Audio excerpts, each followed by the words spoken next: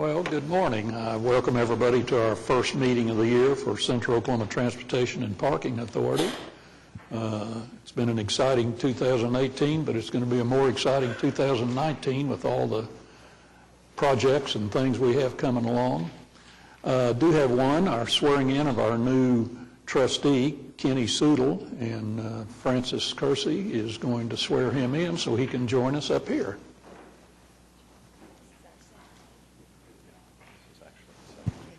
Place your right hand on the Oh, it is January. and repeat after me.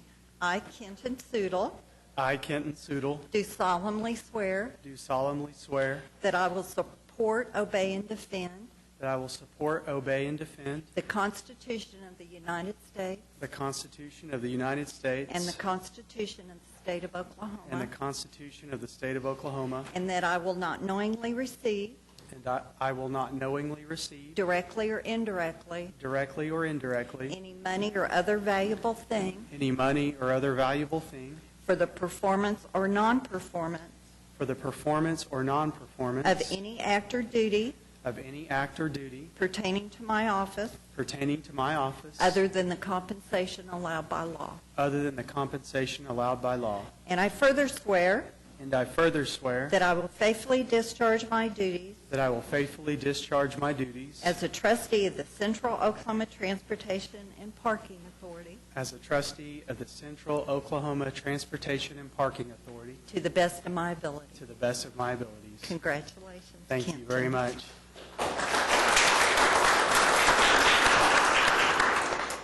And I apologize, they reminded me this is our second meeting of the year. It just didn't seem like it was February 1st.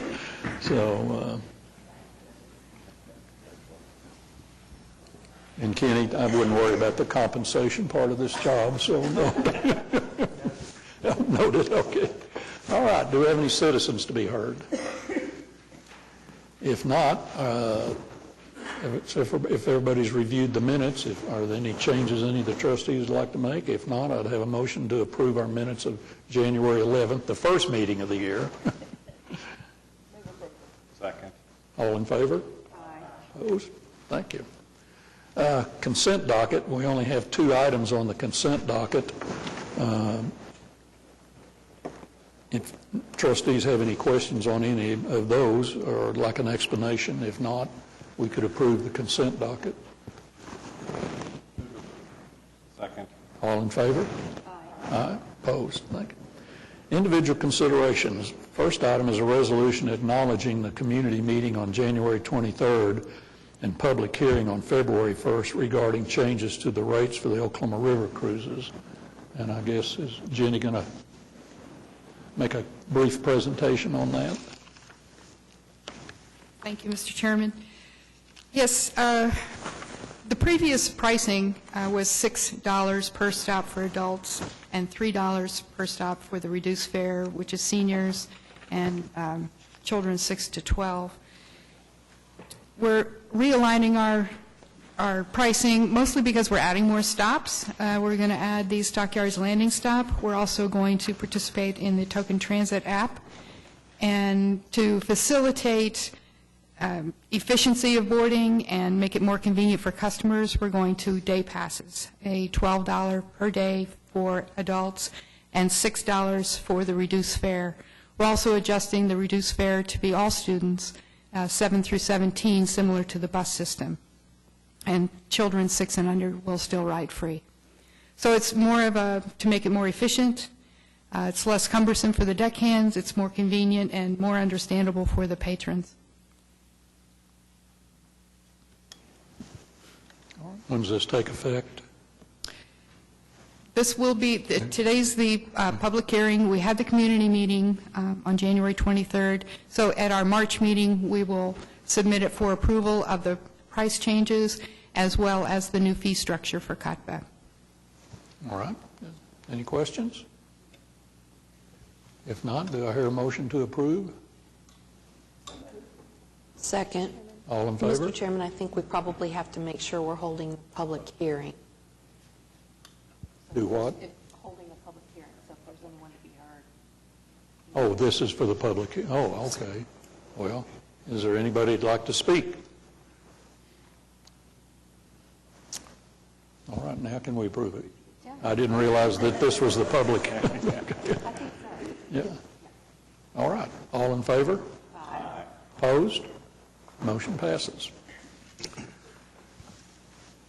Item B is adoption of a resolution for Cotpa application for surface transportation block grant funds to be submitted to ACOG and acknowledging Cotpa's local match funding commitments. So, I guess, Jason, if... Yes, a little bit of background on these two grant applications. This is a competitive grant program using surface transportation block grant, urbanized area funds. It's not a grant that we've typically applied for in the past, just due to the scoring methodology and the criteria used to evaluate the projects. But I am pleased to report that through some work ACOG has done and working with all those involved with ACOG, some of our staff as well, that criteria has been reevaluated to allow transit projects to score, potentially score a little bit higher than what they have in the past. So as a result of that, we've looked at two projects to submit for consideration. The first one is a traffic signal prioritization project. Total grant application is $1,094,000 with a 20% local share. That's detailed out in your memo that's in your packet. The traffic signal prioritization would be for the Embark bus system. So again, as we've learned more about traffic signal prioritization with the streetcar and how that works, it would basically be, if we are awarded this grant, give us this opportunity to do the same kind of thing on the bus system. The second project is actually would allow for fleet expansion, and so we're applying for a grant to allow us to purchase 2 additional CNG buses. And again, if awarded the grant, that would add 2 buses to the fleet, which would then allow us, with the support of additional operating funds, the ability to enhance frequency or potentially look at a addition to lengthen a route. I mean, but the point is it will allow us to expand our service. So with that, any other questions on that item? The 5 traffic prioritizations that we approved, the city council's paying out of general funds, then do we pay that back if in fact this grant's received? Now this grant will be just for the bus system. Oh, the bus, okay. Yeah, the 5 for the streetcar. If the city's general funds are reimbursed, it would come from MAPS. Okay, all right. But that is yet to be determined. Okay. All right, any questions? Then would I hear a motion to approve item B? So moved. All in favor? Opposed? Thank you. Item C is approval of amendment number 2 of professional services agreement between Cotpa and Herzog Transit Services for the operation and maintenance of the Oklahoma City streetcar. Estimated cost $1,049,000, February 1st through June 30th of 2023. So this item here was discussed pretty extensively yesterday in our Transportation Committee meeting. But essentially what this amendment does is it allows us to be able to offer full-time Sunday service on the OKC streetcar. So you'll notice that with the opening of service, we ran basically a pilot program, or kind of basically testing out the ridership on Sundays for the first 7 weeks. As we discussed in the Transportation Committee meeting yesterday, as clearly, the data clearly showed that Sunday was basically the second best performing day of the week in terms of ridership. And so, again, with the support of City Council, with the recommendation of the Transportation Committee from yesterday, we're moving forward with amending that contract to allow Herzog to be able to provide that service permanently. So again, just real quickly on the timing, we will not have Sunday service this Sunday, February 3rd. The couple reasons for that. One is we'll be further testing and refining the new traffic signal priority that's been installed on the system. And then also it just basically allows Herzog operations kind of a break to catch up, retool, rework some schedules. and, begin this process of hiring and training full-time operators and supervisors to be able to provide full Sunday service indefinitely. So beginning on February 10th, we'll have about 8 weeks where we'll continue the 11 a.m. to 7 p.m. Sunday service. Again, that will allow enough time for hiring and training. And then on April 7th is when we're looking to moving to full Sunday service, 7 a.m. to 10 p.m. The cost for the first year of full-time Sunday service is outlined in your memo. It's $82,129. The full amount that was mentioned by the chairman, that is the full cost for Sunday service for the life of the remaining years on the contract.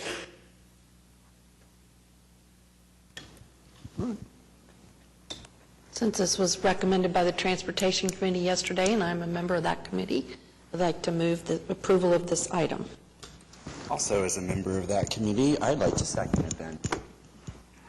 And I hope the mayor's listening because he's highly in favor of this. So, all right. Do I hear a motion to approve? Okay, excuse me. Well, they were just commenting on our transportation committee. Yes. All right. All in favor say aye. Aye. Opposed? All right, thank you.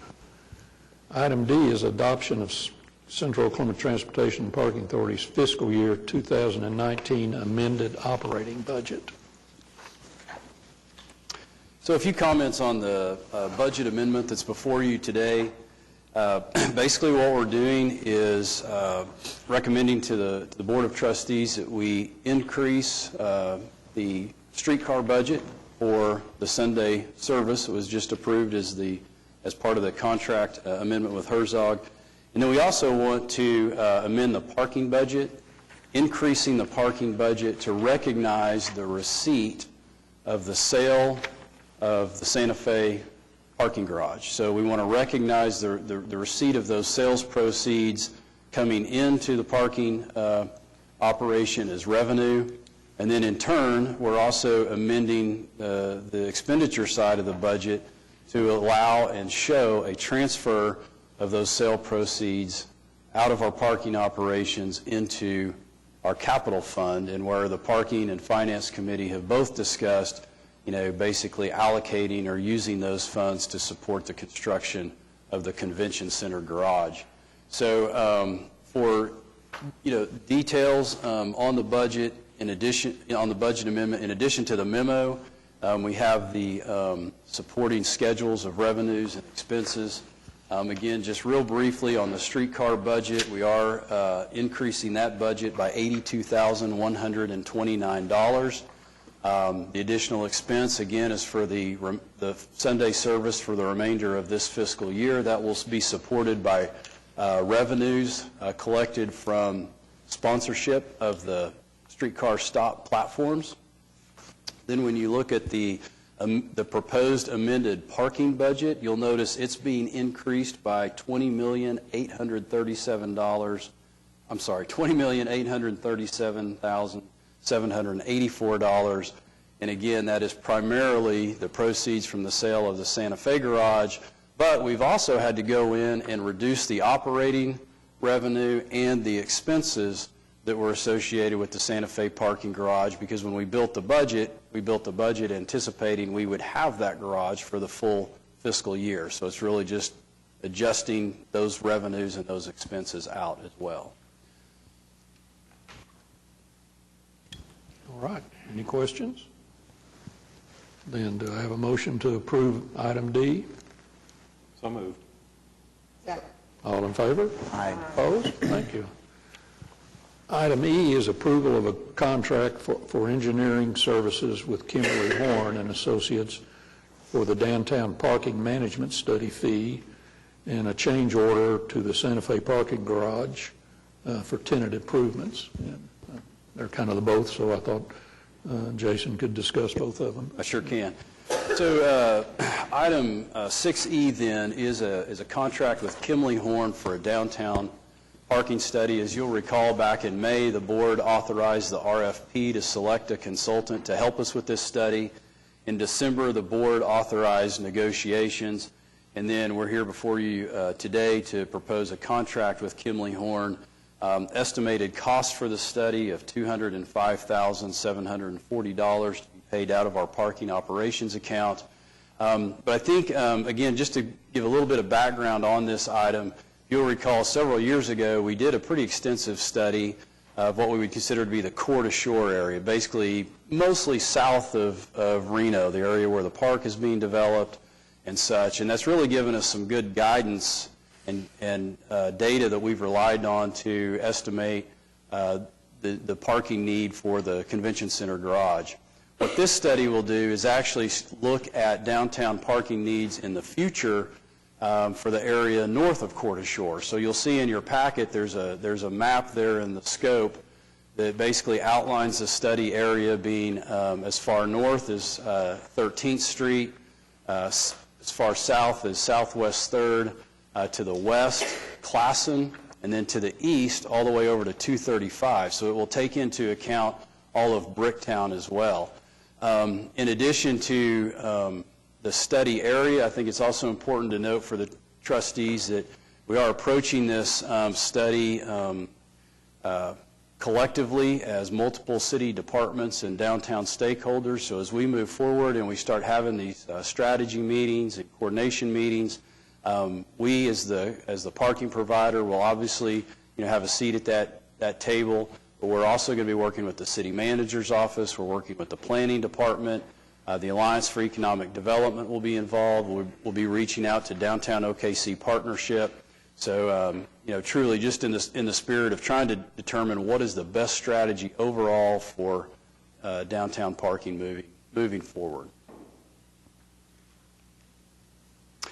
And then the next item, item 6F, is a change order for project MB 1343. This is the tenant improvements at the Santa Fe parking garage.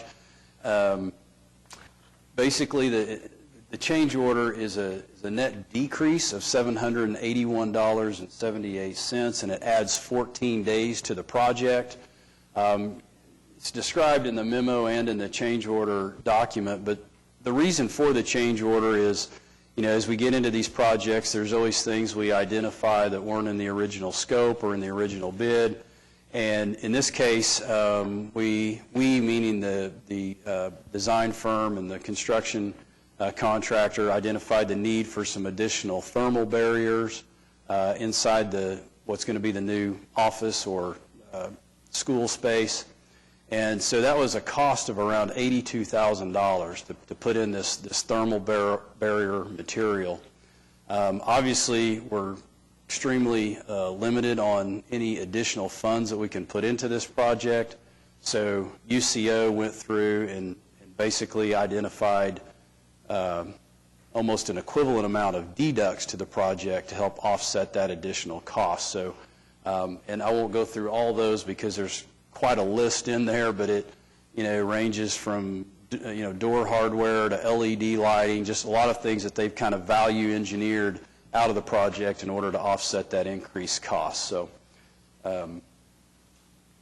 with that, I'll be able to be glad to answer any questions on the two parking items. All right. Any questions? Then do I have a motion to approve item E? So moved. Second. All in favor? Opposed? And then item F. Second. Okay. All in favor? Opposed? Thank you. All right. Our next item is ratification of payroll and vendor claims for the period January 3rd through January 29th. Any questions by any of the trustees on any of those items? If not, I'd have a motion to ratify. All in favor? Aye. Opposed? Thank you. All right. Our next item is to receive the Cotpa schedules of revenue and expenditures, budget to actual for the 6 months ended December 31st. Are we going to have? Yeah, I have just a couple of quick comments on the budget to actual, and then Yes, we will have the city's controller, Laura Pappas. She's here today, and she'll actually spend some time going through the annual financial report. So I'll keep my comments on the financials brief, much briefer than normal. So I would direct your attention to page 2. This is the budget to actual for the transportation operations, and we've talked about this in previous meetings, but I do just want to draw your attention to the federal grant revenue reimbursement. You'll notice that through December here, we're showing to be $1.2 million under budget.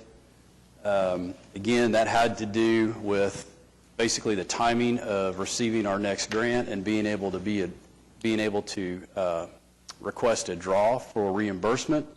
However, that was compounded by the government shutdown that we've had.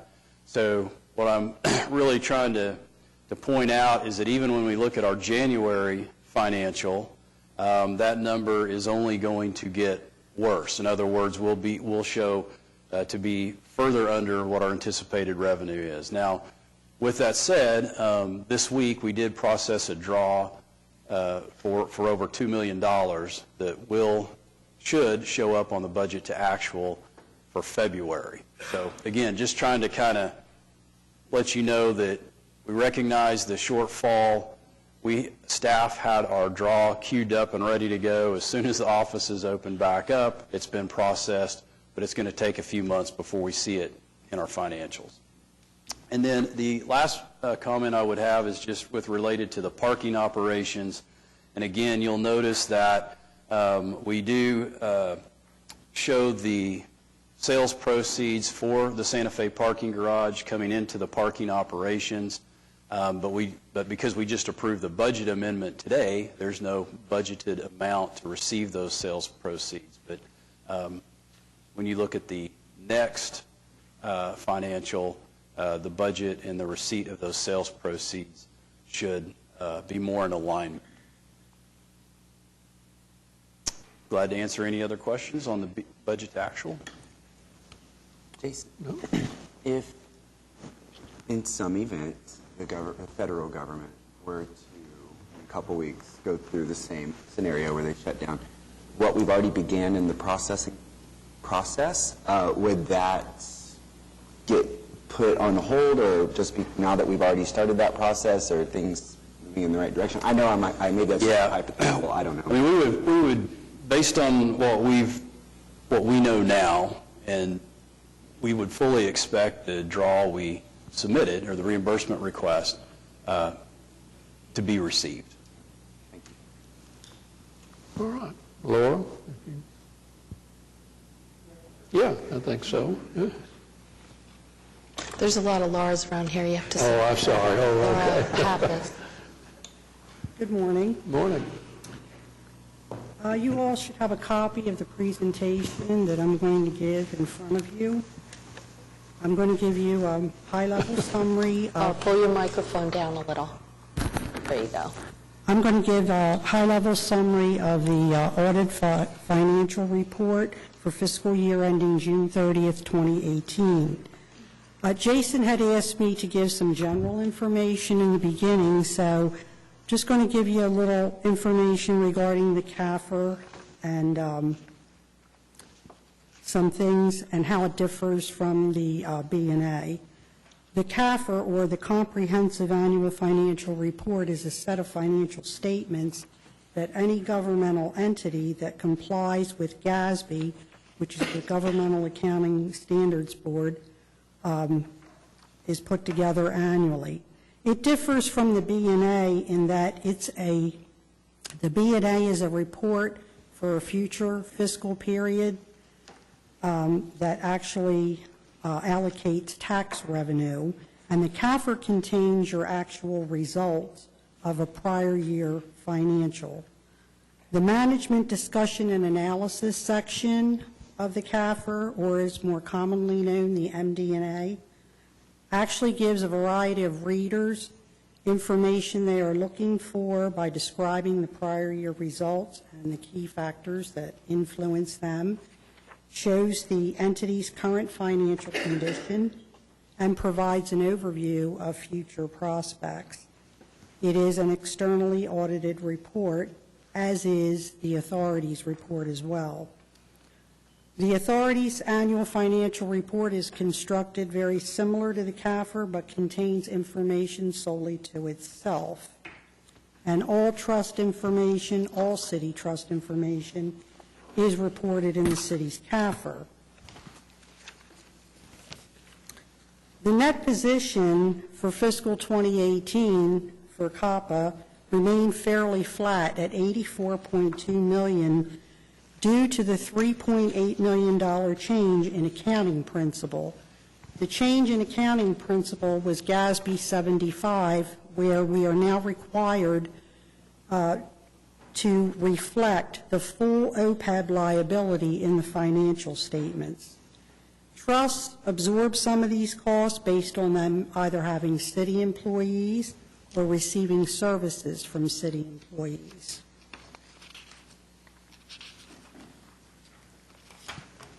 Capital assets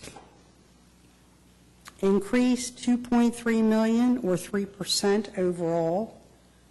$1.76 million increase for construction in progress, primarily due to the Sheridan Walker parking garage renovations. Depreciable assets increased $539,000, primarily due to the purchase of new buses at $5.4 million, offset by accumulated depreciation of $4.7 million. A net increase in accumulated depreciation of $2.5 million occurred, and outstanding revenue bonds for parking is $19.6 million, down $625,000 from the prior year, resulting from debt service payments. And the bond ratings at 6/30/2018 were the AA2 for Moody's and the AA Plus for Standard & Poor's.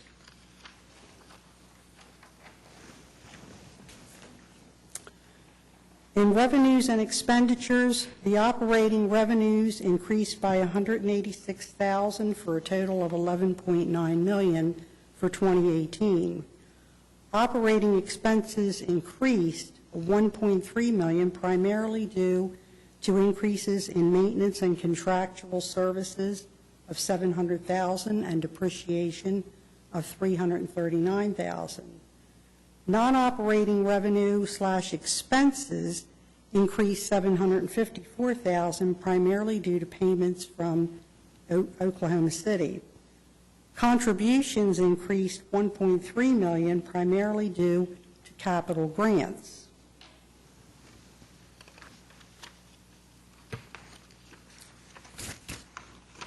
The audit of the financials resulted in an unmodified opinion.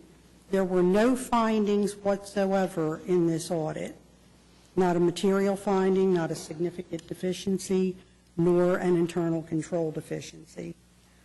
Economically, the Transportation Division is following a trend of decreasing ridership due to lower fuel prices, reasonable used car prices, and an increase in on-demand car services such as Uber and Lyft. And parking revenue steadily increased due to higher monthly and transient parking. There's a slight decline in monthly parking fees at year-end due to the large customer loss in the Santa Fe parking garage. Does anyone have any questions?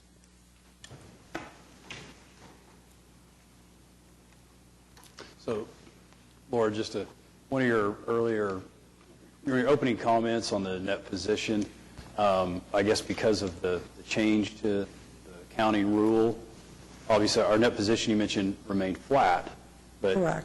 Had it not been for, I guess, that rule change, we might have seen a little bit of an increase. You would have seen a $3.8 million increase. That's correct. Okay, thanks.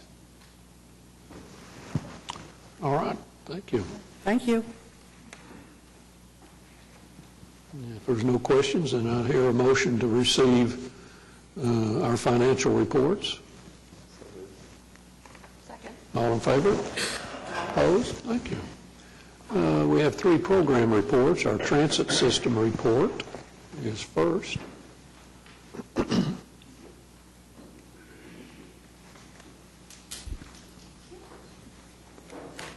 Mr. Chairman, trustees, good morning. Thanks for having us. I'd like to present 4 items from the December 2018 Transit Report: safety, ridership, on-time performance, and how we measure up to our year-to-date report card.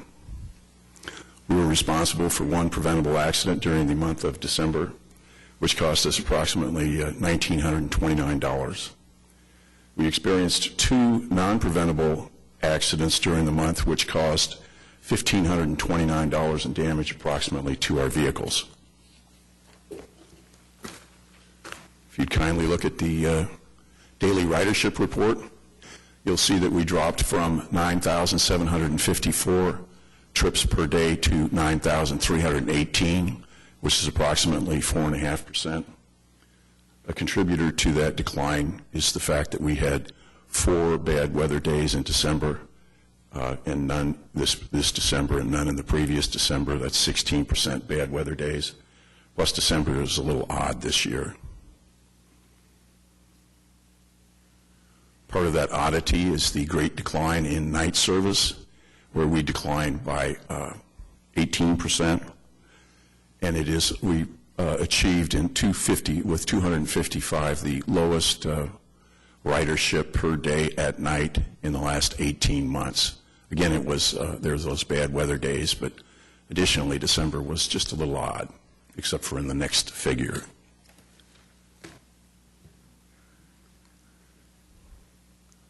Hi, everybody. Oh, and there's on-time performance. Thank you. It's not odd that we achieved 74.27% in on-time performance, which is the highest in the last 18 months, and is a tribute to all the people that have pulled together under the leadership of Dan McKeon, who has introduced many new topics and systems that are going to allow us to achieve on-time performance like I've been promising for the last 3 years. I'm going to just touch on the percent attainment of our year-to-date goals. Number of passengers per service hour is 94%. Number of passengers per operating day is 92%. On-time bus arrivals, thank you, Dan, and everyone, is 91%. Number of miles driven between fixed route, or number of miles between road calls for the fixed route is 81%. Number of vehicle accidents per 100,000 miles is 83%, which is good. Number of passenger claims per 100,000 miles is 200%. May I answer any questions?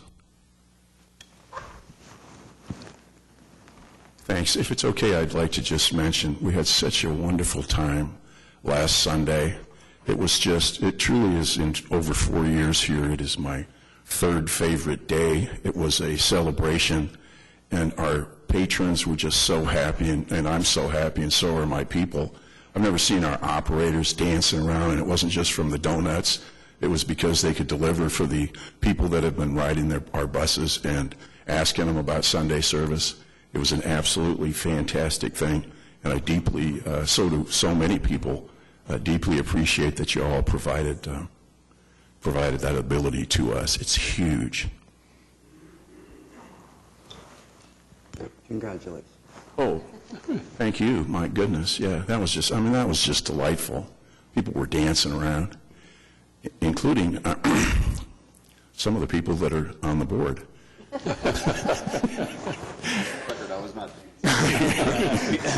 Well, it was the live music, so some people just couldn't. I was looking at you, but I was also thinking of Trustee Cooper. No, you all are wonderful. I wasn't dancing, I was passing out water bottles. It's what my generation calls it. That's true, I saw that. All right, thank you. All right, our streetcar report. Jesse? Morning. Morning. So we just wrapped up our first full month of operations with the streetcar service. I'll give a quick update of January here. So in the month of January, we stood up our Safety and Security Operations Committee. And so some of the things that committee does is that, we ensure that all major accidents, incidents, hazards, and internal safety issues are reviewed and resolved. And we also conduct internal safety audits. And then we also ensure that all system safety program requirements are being met.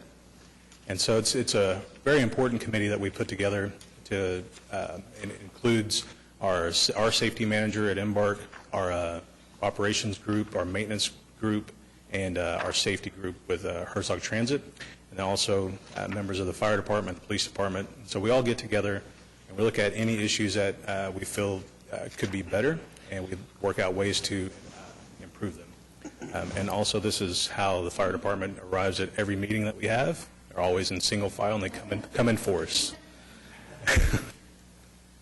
So the next slide here is, we're always looking at ways to improve operations. And so one of the things that we looked at, developed with Brookville Equipment Company, is an RFID system that helps lower the pantograph and takes the operator out of the equation, right? So there's no opportunity for operation error.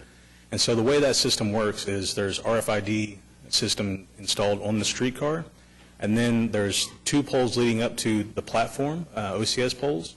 And so we install RFID equipment on those poles, and that equipment talks to each other, and as the streetcars are arriving to the stop, it senses the speed that the streetcar is traveling at, and if it's exceeding the checkpoint max speed limit, it automatically makes the streetcar start slowing down, right? So it's basically like an automatic train control. So as the streetcar is approaching that stop, even if the operator's not doing what they're supposed to do, the streetcar will come to a stop at this particular station, and the streetcar won't be allowed to leave that station until the pantograph is lowered.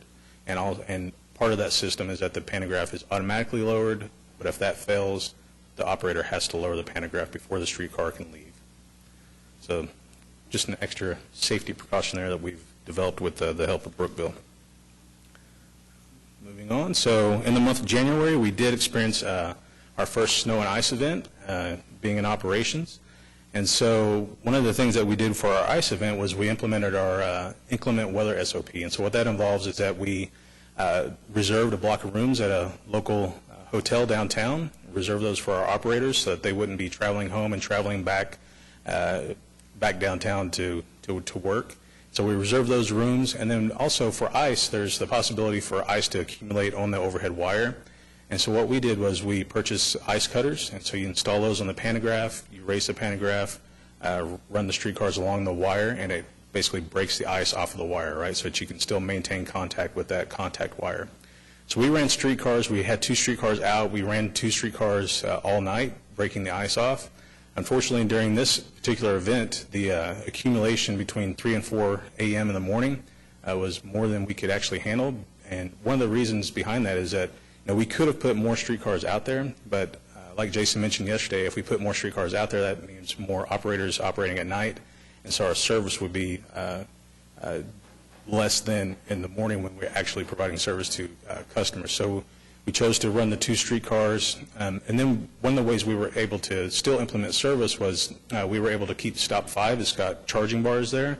We were able to keep the ice knocked off of the charging bars there, so we were able to run the downtown loop using the EK Gaylord and not using the overhead wire, but using stop 5 to charge the streetcars. And then we ran the Bricktown loop doing the same thing, charging at stop 5. So we were able still to maintain service. It was a slightly different service than what was expected, but we're still able to maintain service. So Jesse, I have a question about that, and it's connected to the RFID discussion. So in the event that you're in an emergency operation like that, and I call it an emergency, a weather emergency, but are the operators able to control the pantograph and override the RFID? Right. Absolutely, okay. Yep. All right. And then we also, we had our first snow event, right? So during our snow event, we also implemented our inclement weather SOPs, same thing, brought our operators in, let them stay at the hotel. And then we ran 2 streetcars to keep the snow knocked off of the rail. And then we used our sweeper that we have affectionately named Sweep Caroline. And when you say it, you have to say Sweep Caroline, ba, ba, ba, all right? And so thanks to the help of everyone working all through the night, keeping the snow knocked off the rails, we were able to provide full service the next day. And this is just a very pretty picture that I wanted to include, the ice on the trees and the snow. Just beautiful downtown, right?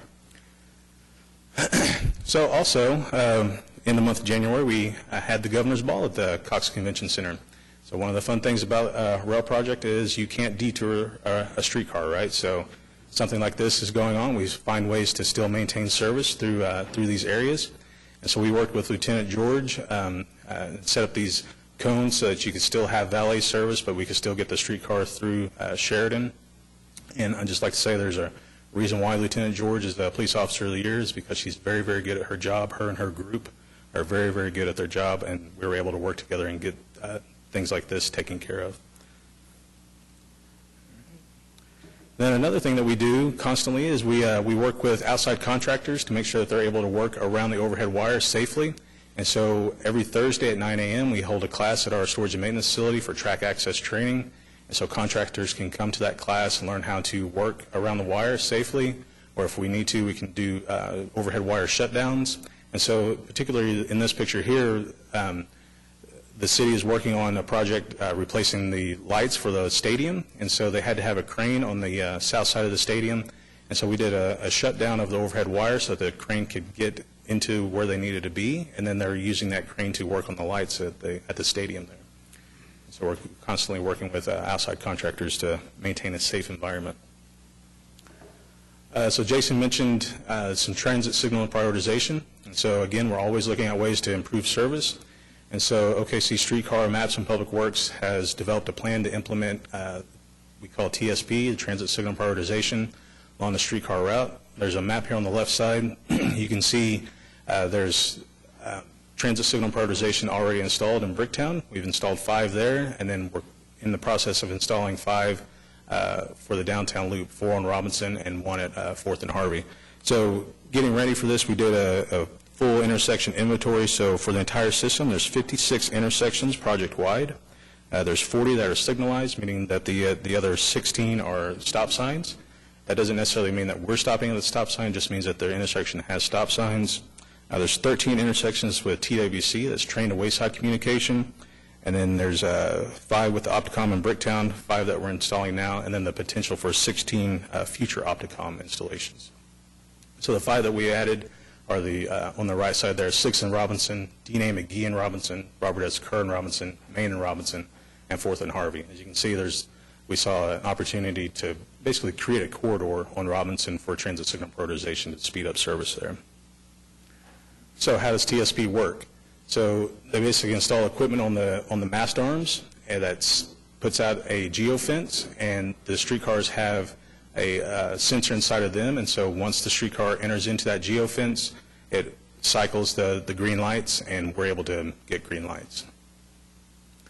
I've got a quick video here. So we're currently in the process of installing the TSP on Robinson, and this video here is us testing that system out. So you can see we're traveling southbound on Robinson, and then as we're approaching D.A. McGee, we enter into that geofence, and so that green light holds for us to be able to go through it. I promise I zoom in here in just a second so you can actually see it. So this is the first time that we're doing it, so you'll notice that the operator is traveling slow through that intersection just in case it changes on them. But you can also see, yeah. And so we're traveling slow through this intersection. You notice that the green light's holding. And if you notice at Robert S. Kerr, we've got a red light, right? But as we enter into that geofence, it'll change green. And just a second. So it interrupts the cycle, and then we get the green light, and then we continue down the corridor there. So it's kind of fun staying at the top of the hill on Robinson and watching the streetcar get all the green lights going down through there, right? All right, so I promise they're all green. We can go ahead and skip. Yeah. Tell us how the lights work when they make a left turn. Sure. So that's TWC, right? That's train to wayside communication. That's basically a protected movement. And so the way that works, there's loops embedded in the ground, and so they're sending up a signal that the streetcar, whenever it travels over that loop, it senses that signal, and it communicates through that loop to the signals that the streetcar is coming. And so, for instance, on 4th and Broadway, right? So you're traveling eastbound on 4th Street, approaching Broadway. As it travels over those loops, it sends a signal to the intersection at 4th and Broadway, and what it does is it holds the green until the streetcar gets there, so that if there's any traffic in front of it, it'll flush that traffic out. The streetcar arrives at that intersection, sets in that loop, and then it turns the entire intersection red, And so there's also signals that indicate that. So if you're ever there watching a streetcar go, there's dedicated streetcar signals off to the right. So there's a horizontal bar for stop, a vertical bar for go. So the streetcar pulls up, turns the entire intersection red, watches for their signal, and then they make like a protective movement, such as left-hand turns. Okay, I think you have to. So all of this is done to improve ridership, reliability, and on-time arrivals, right? So I want to take this opportunity to, again, thank U.S. Fleet Tracking for developing the software that you see on the pylons. So leading up to the launch of our system, we looked at other systems, and all of them are having trouble with arrival times, right? So we wanted to take a different approach, and so we contacted U.S. Fleet Tracking. They're willing to donate the software development, and so that's what you see on the pylons. So quick note about arrival times, right? So the streetcars, as they're traveling along the route, they're constantly updating. They're sending signals, way more than any other system does. Basically every half second, I believe it is, half second or 1 second, we're sending a signal to the pylons.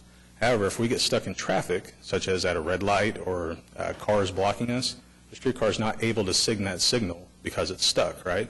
So, but as soon as it starts moving, it sends that signal and updates the pylon. So that's why sometimes you may be at a station stop looking at the pylon waiting for the streetcar to arrive, and it may say 7 minutes, but then 2 minutes may pass or 3 minutes may pass and it still says 7 minutes.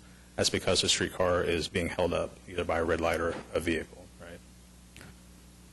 So we're constantly working with U.S. Fleet Tracking to improve that service. That's currently where we're at with that service. Well, Jesse, the traffic signal priority, to your point, keeping the cars moving. Exactly. Will improve that as well. Exactly, yep. So let's talk riders. So we've, like I said, we completed our first full month of January. This looks back to week 1. Doesn't incorporate our opening weekend, but it does starting Monday. You can see, the blue line there is our daily riders, weekday riders. And you see week 1 there, pretty awesome week, 17,000 riders. And then the red line there is Saturday, and our green line there is Sunday. And so this kind of goes back to what Jason was saying. You can see that Sunday is one of our second busiest days. And then you can week 4 and 6 there, you can see that we start to level out. And so that's basically, we're essentially developing our baseline there for our riders. And then Sunday, look at this, right? It's pretty awesome. So Sunday, we're just beautiful numbers. Again, we did this so that we could see what our Sunday ridership would be, and we're very, very impressed, and that's why we've asked for Sunday service. Yes. What happened on the 27th of January? Was it because of Sunday bus service? And then the streetcar died? The uptick there? Yeah. Yeah, a lot of people downtown for Sunday, for bus service, right? It all ties together, right? Would come. Yeah. I always knew. I just, in my heart, I'm serious, for years, I just thought that once the buses operated more frequently, people would connect to the streetcar down here. It's all part of the process. Data. Right. My principal loves this sort of stuff. All right, so I know I'm taking forever, so I'll try to speed up a little bit here. So we're coming up on a big milestone tomorrow, right? So we're starting to charge fares, and so you can see the breakdown of the fares here, $1 per boarding, valid for 1 hour, $3 for a day pass, valid for 24 hours, $32 for a monthly pass, and $384 for an annual pass. One thing to note, in the month of February, passes are half off, so get them while you can, right? So moving on, different ways to pay. So every platform has a ticket vending machine that you can purchase a ticket at, a day pass or a single trip pass. And then we also have the token transit app, and we're hoping that more people go to the mobile app. We think that it's an easier process, and you're able to, everybody loves having their phone with them, right? So we're pushing for that. Here's the ticket kiosk. So 5 quick steps, and you can purchase a ticket. Step 1, you select your fare type, your single ride or your day pass, select your rider type, select your quantity, and then you press checkout, and you take your ticket, board the streetcar, and that's it, right? Unless a fare inspector asks to see your ticket, then you pull out your ticket, and they verify payment, and then that's it. Pretty simple. So one of the things that we're doing leading up to this is we're doing a lot of social media posts. So we've got this quick little video here on the left side.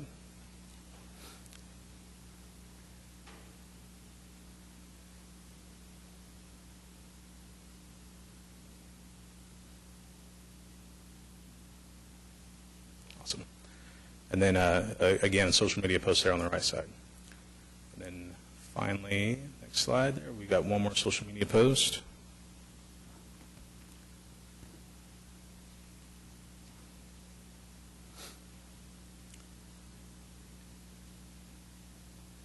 And then also, one of the things that we've done is that Kristen Torkelson, our community outreach, she's been holding track meets, and so what that means is we put out social media posts that say that we're going to be holding these track meets, and she'll go out and at the platform and physically walk you through hands-on process of how to use the ticket vending machines, the ticket kiosk, right?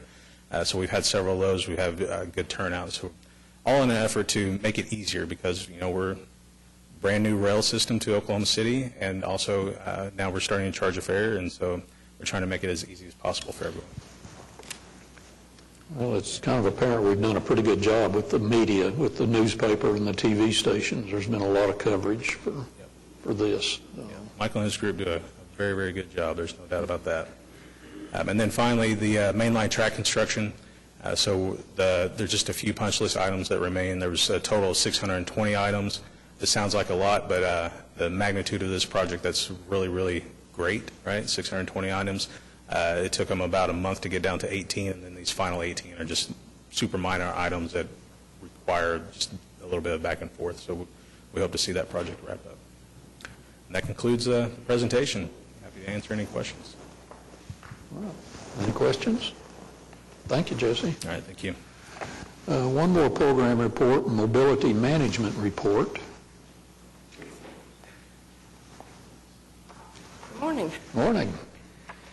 And we meet again after our meeting yesterday. I have a pretty short presentation.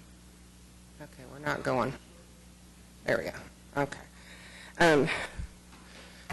These are our senior transportation services, and as you guys know, these are funded through the Area-Wide Aging Agency and the Older Americans Act funding. The numbers that you see up here are the first 6 months of the current fiscal year. When you compare that same 6-month period with last year, we've seen an increase of 11% in senior ridership, which amounts to 2,664 trips. So we're very, very excited. We've talked a lot about, back in 2015, we started seeing some significant declines in the senior transportation ridership, and we had a huge push over the last 18 months or so to really increase our outreach to the community. Since March of 2017, we've held over 57 outreach events. The most recent one was with the Oklahoma City Police and Fire Departments to be sure that their frontline officers were aware of the service when they were interacting with citizens and they could provide a referral for us. These are some of our other outreach events that are coming up. In February, we'll be going to Metro Tech South to meet with Sunbeam and their senior volunteers. These are individuals that volunteer their time to work with seniors, so we want to make sure they're aware of our services so they can spread that information for us. In March, we're partnering with the Oklahoma Department of Rehabilitation Services for Disability Awareness Day at the state capitol. This is also an awards event, and there are some educational sessions that they provide. One of the things that we found last year during that event is, as you know, when you go to the state capitol, there is a very small visitor parking area with a very small amount of handicap parking spaces. So individuals with disabilities often have to park in the Jim Thorpe building, cross 3 lanes of Lincoln traffic, and try to get up to the Capitol Rotunda to go to this event. So the Department of Rehabilitation Services approached us and asked if we would be willing to partner with them to provide a parking lot shuttle from Jim Thorpe to the front and south entrance of the Capitol. After reviewing the regulations to make sure this was something that we could accommodate within the FTA guidelines, we have agreed to do that, and we've got it set up. So we'll be doing that parking lot shuttle will run from 10:30 a.m. to 4:30 p.m. that day on about a 10 to 15-minute loop to allow those individuals to attend this event. And then the last thing that we've got scheduled so far this year is in April, we're working with the Action Center, the Oklahoma Triad groups, the police and fire departments to do the Informed Senior Seminar over at OSU OKC. For our homeless and low-income transportation programs, as a reminder, these are community development block grant funds in partnership with the planning department. These are numbers for the first 6 months of the current fiscal year. Quite a few bus passes, Demand continues, as always, to grow for that, and we have been in discussions with the planning department about what the level of funding will look like for next year. Obviously, with the government shutdown, an answer on that has been delayed, so they have told us just to plan for level funding and move from there as we get closer towards that time frame. The share fare number you see up there, those are for coupon booklets only for Oklahoma City residents. And as a reminder, other cities participate in that program with us. Currently, it's Bethany, Nichols Hills, The Village, Moore, Del City, and Midwest City. These are numbers comparing the first 6 months over the last 3 years. So it's not total trips since 16-17 or 17-18. It's only trips during those fiscal years between July and December. We like to do a lot of in-depth analysis, period analysis year over year, helps us project demand. We saw a huge increase from 16-17 to 17-18, not quite as dramatic for this current fiscal year. Another way we've been looking at a way to try to track demand and project future demand. As you know, you've always heard that the population is aging, so we do expect demand increases going on over the next 10 years. So we've started to track our new paratransit applications for this service. This is an application-based service. It's only for individuals that are functionally unable to use fixed route buses, so they have to go through an application process. We contact their physician and get information on their disability so we can make a determination. So we've started tracking those, and since December through December of 2018, we started in October, so those 3 months, we received 312 new applications for this service. That's compared to 17 renewals from people that were already eligible that sent in a renewal application, because they are required to renew their eligibility every 3 years. So we are concerned about demand, but we are continuing to do things to try to project it out ahead of time and be prepared for it when it does come. That being said, we get into the capacity denials. This is an FTA requirement. We're required to maintain capacity for paratransit for anyone that is eligible to use the service. Obviously, the goal there is to have zero capacity denials, but we do live in the real world, so that doesn't always happen. So we have set a target of 2%. So no more than 2% of our total trip requests will be denied because we don't have a space for them on a vehicle at the time they're requesting. These are comparing the first 6 months again for 3 years. As you can see, it is definitely going up. Staff has been doing a lot of internal things to try to reduce this number. That includes an ongoing, we have scheduling software that's smart and is supposed to look at these things, but we also have staff going back every day, at least 3 to 4 times a day, looking through the runs that we actually have. Can we achieve any kind of an efficiency by moving a trip from one run to another to be more efficient with our service? We did go over our target for the first time in September of 2018, so we will continue to monitor this and report it to you and let you know what we're going to try to do to address it as we go forward. My team is truly amazing. They have dealt with these capacity increases and still managed to pull their on-time performance above target. Our target is 92.5%. We are evaluating an increase for FY20 on that, but they have been above target for the last 19 months straight. So I couldn't be more proud of them. And with that, that's all I have if you have any questions. Yeah, I have one question on the application for Yes, sir. the senior services. Where do you get those? The senior services, there's actually not a paper application for those. They just call 235-RIDE and ask to speak to the senior coordinator. It's a 5 to 10 minute phone intake interview, and they can start using it immediately. All right. Thank Any you. questions? Thank you. All right, do I hear a motion to receive our program reports for them? All in favor? Aye. All right, any items from the trustees? I'd like to welcome Haley and Kenny to their first meetings, and glad to have you up here, and hope you enjoyed as much as I think all the trustees have through the years. So, Laura, any? Surely. Chairman? Yeah, okay. A couple things. I did want to mention that we are excited about the transit pass sale going on through the month of February. just to make sure everybody knows that that is good for streetcar passes as well as bus passes. So, and then also... Is it only the passes purchased on the Token Transit app? On the Token Transit app, that is correct. So again, encouraging everyone to start becoming familiar with that electronic fare payment method. It's much more convenient. The other thing I wanted to mention to kind of continue some of the comments Kevin had earlier about our excitement about Sunday service. Sunday at the Transit Center, for me, I mean, and I think for all, was truly a remarkable event. But I also wanted to mention that we're continuing kind of that highlighting and celebration of Sunday service through the next 7 Sundays. Although we won't have quite the programming we had this last Sunday in terms of food trucks and live music and that kind of thing, we are going to feature different routes on a particular Sunday, again, through the next 7 weeks, and those routes will cover all wards within the city. During that kind of that feature of that particular route, we will be giving away some additional bus passes and such. So anyway, we're still continuing to celebrate Sunday service, and I just wanted to point that out. All right, thank you. No other comments, then I would say we're adjourned.